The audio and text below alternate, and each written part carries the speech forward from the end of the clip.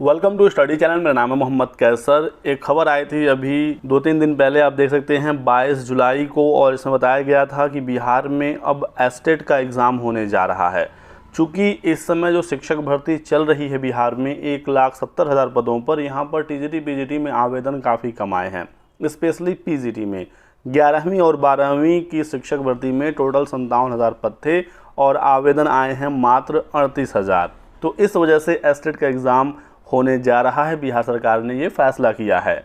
अब इसको लेकर काफ़ी छात्रों के मन में डाउट था कि ये एग्ज़ाम कब होगा, इस एग्ज़ाम वाले क्या 1,70,000 वाली भर्ती में शामिल हो पाएंगे या नहीं, और भी कुछ डाउट हैं। आपके सभी डाउट यहाँ पर क्लियर हो जाएंगे। सबसे पहली चीज़ दोस्तों, जो 1,70,000 पदों पर भर्ती आई हुई है जिसका एग्ज़ाम अगस्त में होना है, ये तय समय पर होने जा रहा है। और जो लोग एस्टेट पास हैं प्रेजेंट टाइम में, जिन्होंने आवेदन कर दिया है, वही 1,70,000 वाली भर्ती में शामिल हो पाएंगे। 1,70,000 में 80,000 आपकी प्राइमरी वाली भर्ती है और 90,000 टीजीटी और पीजीटी मिलाकर।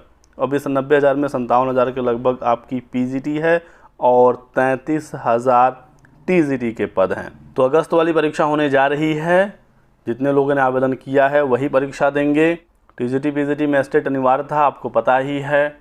आवेदन काफ़ी कम आए हैं, लेकिन अब आगे जो भर्तियां होंगी अगले साल मानकर चलिए, या उसके बाद ही जो भर्तियां आएंगी, उसमें अब अभ्यर्थियों की कमी ना हो, बिहार में योग्य शिक्षक मिल सकें, उसके लिए ये एस्टेट की परीक्षा होगी। तो आप इस चीज़ को समझते रहिएगा। क्योंकि हुआ क्या कि बिहार में अदर स्टेट को अलाउ तो किया गया, तो प्राइमरी में सीटेट वैलिड हो गया। चूँकि प्राइमरी में सीटेट वैलिड था तो अदर स्टेट वाले आराम से फॉर्म भर दिए। लेकिन टीजीटी में सीटेट को अलाउ नहीं किया गया और पीजीटी में भी एस्टेट अनिवार्य है। तो ऐसे में हुआ ये कि अदर स्टेट वाले छात्र एस्टेट की परीक्षा नहीं दिए हुए हैं, तो टीजीटी और पीजीटी में सिर्फ बिहार के छात्रों ने ही आवेदन किया।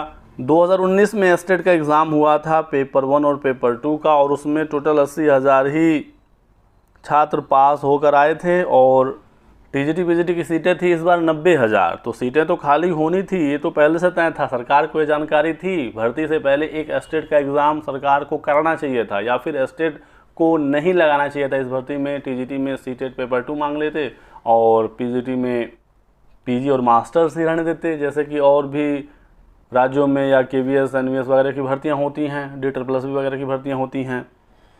लेकिन सरकार ने यहाँ पर गलती की, एस्टेट की परीक्षा कराई भी नहीं और एस्टेट को अनिवार्य भी किया। अदर स्टेट एलिजिबल तो हो गया, लेकिन वो एस्टेट की परीक्षा दिए नहीं हैं, तो उन्होंने टीजीटी पीजीटी का आवेदन कर नहीं पाया। तो यहाँ पर देख सकते हैं 11वीं 12वीं के 57,000 पद हैं, 38,000 आवेदन आए हैं। इसमें भी जो 38,000 आवेदन हैं, कुछ बच्चों ने एक से अधिक बार आवेदन किए।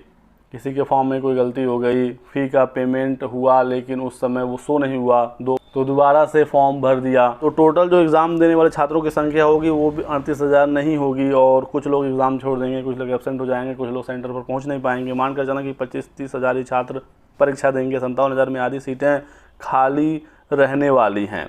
जितने लोग एग्ज़ाम देंगे सब लोग पास भी नहीं होंगे, कुछ लोग फेल भी होंगे, क्योंकि एक मिनिमम पासिंग नंबर भी शिक्षक भर्ती की परीक्षा में रखा गया है।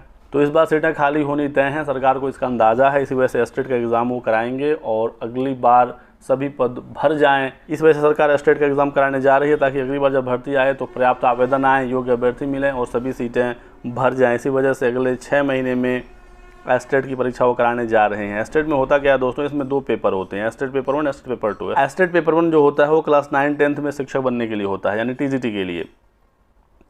इसके लिए आपके ग्रेजुएशन में 50% नंबर हो और आपका बीएड हो तो आप एलिजिबल। पेपर 2 होता है 11वीं 12वीं का शिक्षक बनने के लिए, यानी पीजीटी का शिक्षक बनने के लिए।